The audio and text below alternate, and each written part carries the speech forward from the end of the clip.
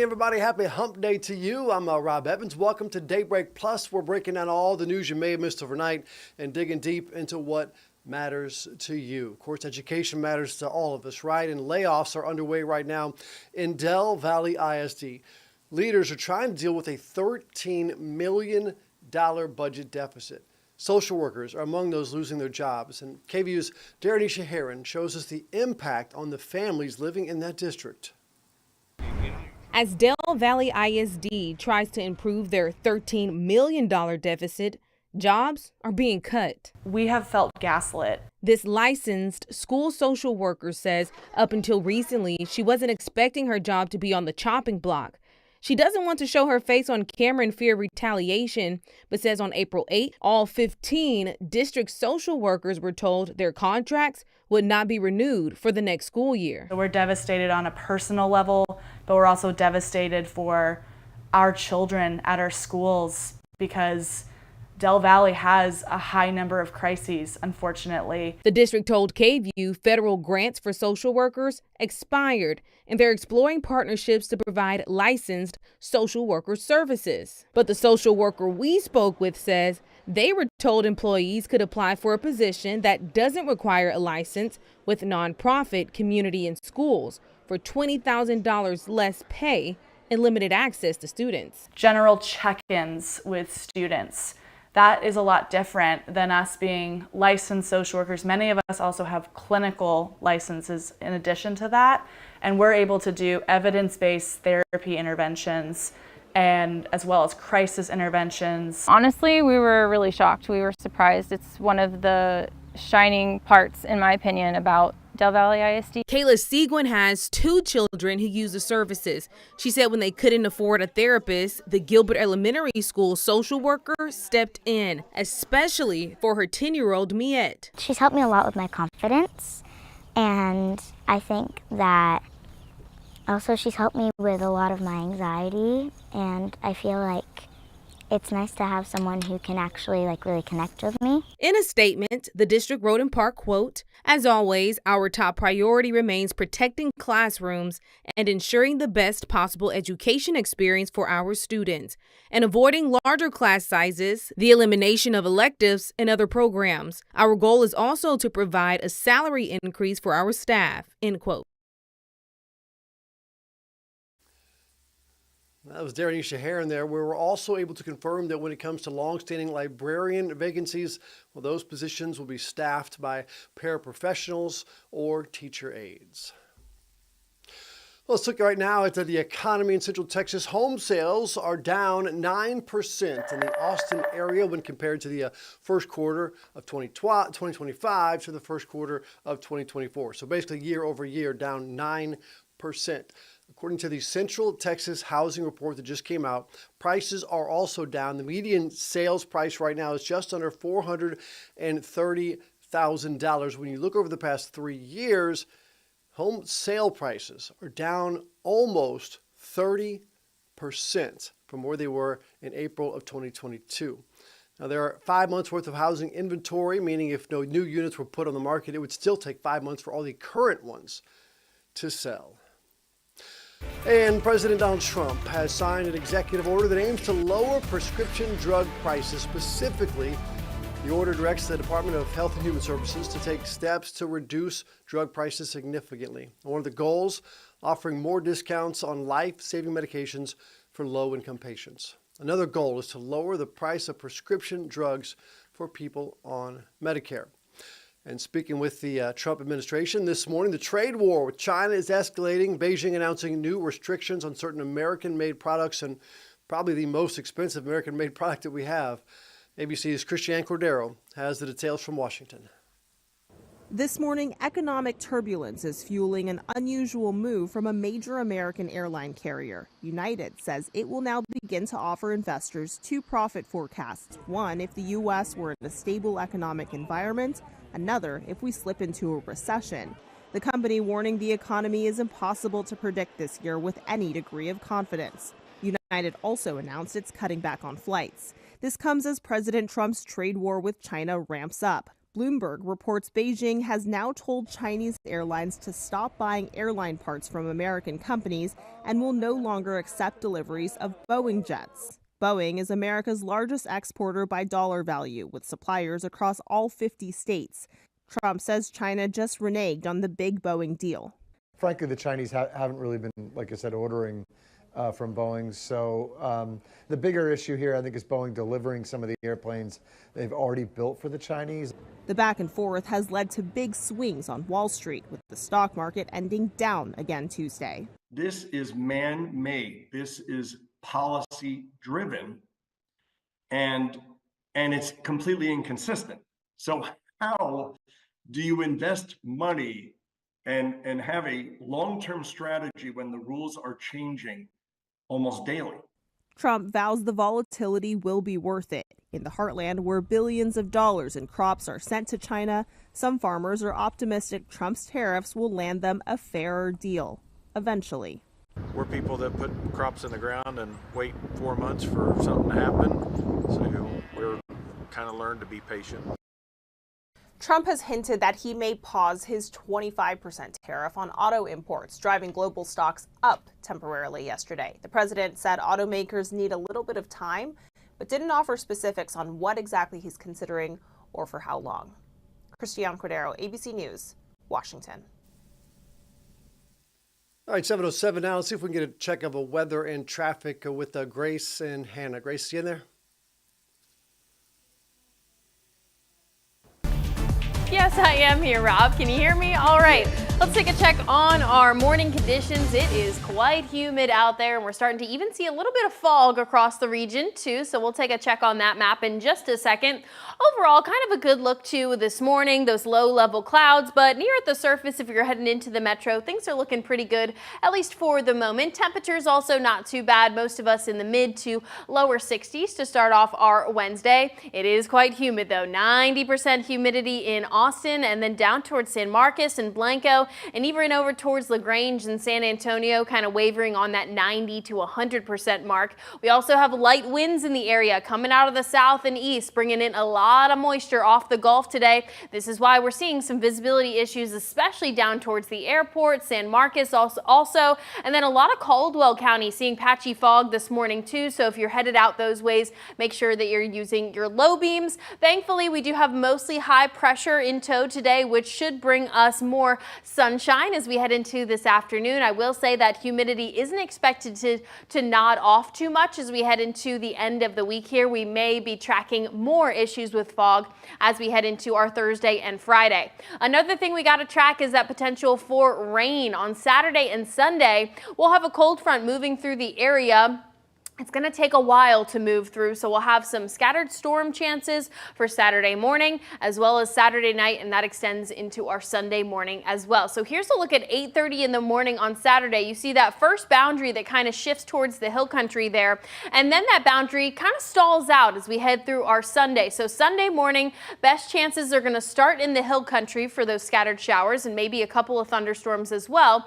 And then on Sunday night, we start to see that boundary really lift off into the east. So we should be totally done with this event as we head through our Easter here. So our weekend storm outlook, we do just have about a 15% chance of some stronger, maybe even severe thunderstorms for our Saturday night. And you can see that that moves all the way over into East Texas for our Sunday. So it's mostly going to be that Saturday night into early Sunday morning. So if you got early morning church plans for your Easter, of course, just make sure you're going to continue to watch that radar, especially as we head into that Sunday morning for y'all. All right, the next 7 days of rainfall, we are expected to get a good drink of water. Not really, an amazing one. We need probably 2 to 4 inches rather than just an inch out towards the hill country. And then that also spreads into the I-35 corridor as well. But, hey, we'll take what we can get. And we also have some lingering rain chances as we head into next week. You'll see Monday and Tuesday, isolated thunderstorm chances also continue. So that's good news, too, for our drought conditions out there. As for the end of this week, Wednesday, Thursday, and Friday, it's mostly just going to be those humid and honestly hot conditions. We're back up to near 90 degrees for for Thursday and Friday. How are the roads looking out there, Hannah? I'll tell you what, as soon as we were seeing that fog move in, I knew today could be a little bit tricky out there, and that has certainly been the case. Wanted to give you a live look once again. If you're coming in from North Austin, traveling southbound, we've seen some big slowdowns out there. Pretty serious crash a little bit earlier out near Tech Ridge. That is all cleared up, but ever since then, it's just kind of been that slow moving area there, approaching once again into that Wells Branch and Walnut Forest area southbound. Looking a little bit better, though, I will say. You can see that we already have a little bit of stop and go on Mopac as well, approaching the Domain, so going to keep my eye on that. And then South Austin, been another rough morning, really seeing that fog out there, about 5 or 6 miles of a slow crawl. It is moving, though, in the northbound lanes through Bluff Springs, and no active crash as of right now. That can always change, though. A little bit of debris coming and going from Dripping Springs. We had a crash out there a little bit earlier at Sunset Valley. That is looking better, but you guys already know it could just slow down as we're heading into this school drop-off zone here. We've got 43 minutes for you if you are traveling northbound from Buda and South Austin. Looking better, though. We were at 30 or so minutes a little bit ago heading southbound from Round Rock, so we were able to shave off a little bit of time, but I mean, 32 miles per hour, not moving fast. Mopac's looking great, though. We've got 21 minutes if you just want to cruise down southbound. But I mean, I did show you there's a little bit of stop and go approaching the Domain, but no crashes or anything like that. So we can certainly take that with us. Loop 360 moving across the Pennybacker Bridge. No issues there, looking under 10 minutes so far. And even 183 is looking pretty good right now as we are heading out the door. So once again, my main concerns are going to be along I-35 if you're coming in from that North Austin area or South Austin. So really kind of feeling that on both sides of the map this morning. So definitely factor in the fog. Rob? All right, thank you very much, Hannah. For the first time since leaving the White House, former President Joe Biden spoke publicly. Biden gave a speech at a conference in Chicago talking about Social Security and criticizing the Trump administration and the Department of Government's efficiency for slashing government programs. Take a listen. Why are these guys taking aim at Social Security now? Well, they're following that old line from tech startups. The quote is, move fast, break things. Well, they're certainly breaking things.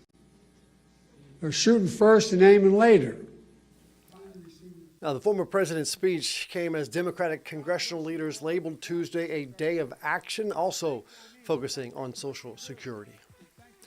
And today, a federal judge will hear arguments over the fate of the man who was wrongfully deported to a mega prison in El Salvador. The Supreme Court ordering the White House to facilitate his return again back to the U.S. ABC's Melissa Adan has the latest details. A federal judge taking on the case of Kilmar Abrego Garcia is chastising the Trump administration, saying they have done, quote, nothing to comply with the Supreme Court's order to facilitate the return of Abrego Garcia.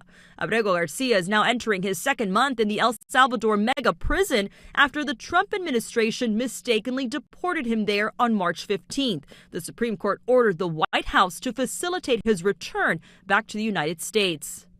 Judge Paula Zenes declaring every day Abrego Garcia spends in that prison is a day of further irreparable harm.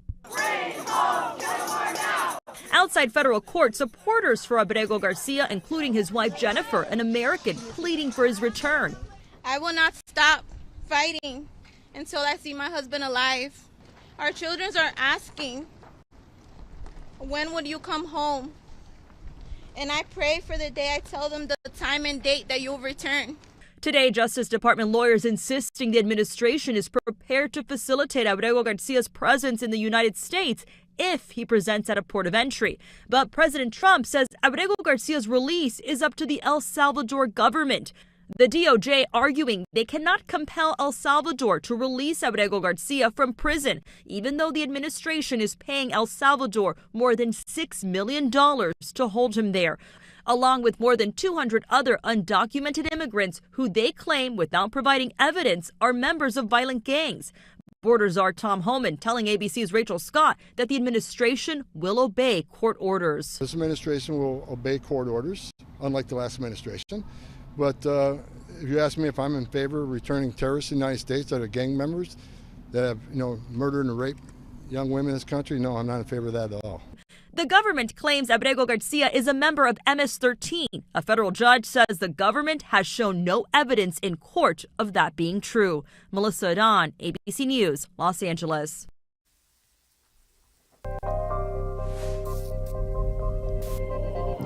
7:15 in your KVUE Crime Files. Seems like every other day we're talking about another wave of car break-ins around Central Texas. Kyle police have seen their share, but this is no two-bit operation. KVUE's Yvonne Nava shows us it's way more complicated, and authorities are turning to an old-school device to solve this new problem. When you park your vehicle, you're going to want to grab your steering wheel lock. Many of you haven't seen one of these You're going to put these hooks in decades. and then just pull it tight. When it comes to protecting your car against theft. But it's an old solution to a new crime trend. I have to admit, I personally have one of these things. It feels like the old school protect your car type of mentality, but the fact is that it works. If it's good enough for Kyle Police Chief Jeff Barnett, it should be good enough for us. The thief can see that when they look through the window and tell this vehicle is going to be more problematic than the next. Why don't I simply go to the next one? While car thefts aren't anything new, the reason behind the latest trend is The trend now is to steal that car to go out and commit burglaries and thefts. that way they can hit up several other cars, and the stolen ride they're in can't be traced back to them through license plate readers. Chief Barnett says these crime rings often involve multiple people across multiple jurisdictions. He recalled the arrest of 3 men late last year after a car was stolen in Kyle, prompting a near 20-mile police chase ending in Austin. They had lost control of their vehicle and blew a tire. The officer stopped the vehicle, and inside the vehicle were hundreds, if not thousands of dollars worth of stolen goods. From computers to handguns, Chief Barnett asks that drivers stop leaving valuables in cars. Because remember, that is their real target. He wants to encourage people to use GPS tracking in their cars or third-party services like OnStar that could help you locate your car if it's stolen. A good car thief can steal a car in less than a minute. And Chief Barnett says it only takes seconds to put on a steering wheel lock. They're willing to do their research on how to victimize you, so it's important that you do everything that you can to prevent yourself from becoming a victim. Good advice right there. Sometimes old school is the best way, right?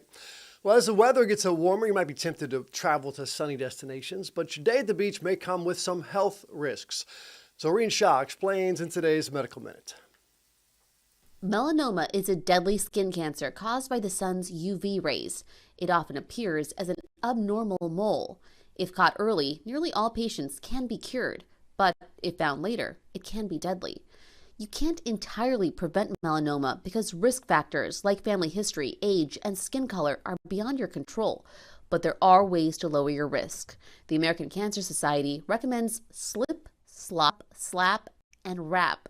Slip on a shirt, slop on sunscreen, slap on a hat, and wrap on sunglasses. It is also important to avoid UV light from the sun or tanning beds. If you want that sun-kissed glow, consider a spray-on or self-tanner. Children and anyone with a weakened immune system may be at a higher risk for melanoma and need to be even more careful about sun exposure. And if you see an abnormal mole, remember the ABCDEs. If something is asymmetric, has border irregularity, color variation, a diameter of more than 1/4 inch, about the size of a pea, or is evolving or changing, please see a doctor as soon as possible.